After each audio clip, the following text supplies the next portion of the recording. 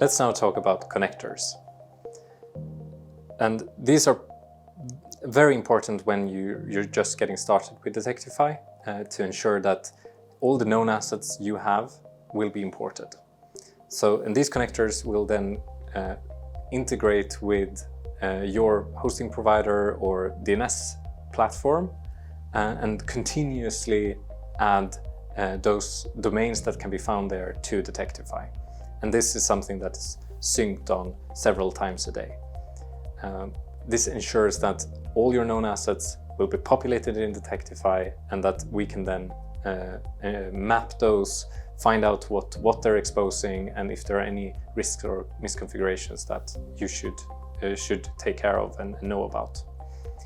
And this is not only important for new customers, also existing customers should take care to look through this and ensure that they have all their connectors set up to all their different platforms.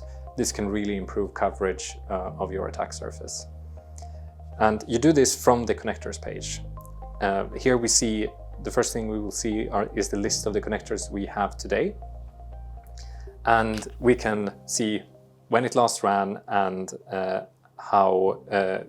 what the status of the last sync was. In this case, it was completed successfully.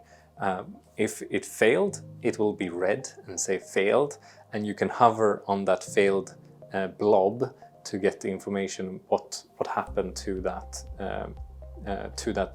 sync and what might be wrong. So usually that is we don't have the right permission or the API key is off, but it will say to help you figure out how you can adjust that to reach success with your connector. To set up a connector, we use this onboard or this connector flow, our add connector flow, and here you can pick from a bunch of different providers. And I can choose Cloudflare here, and there's going to be instructions because every platform is a bit different, and so the integration setup will be, or the setup will be a little bit different. But each instructions here will be unique for that platform and guide you through the steps you need to take. So follow those instructions, and quite often there's multiple pages. So follow them step by step and add the information here that is asked for. So for Cloudflare, it's quite easy. It's just an API token, but there are some access rights and so on that needs to be configured. If we take something like Azure, there are a bit more data that needs to be added, like the directory and the application ID.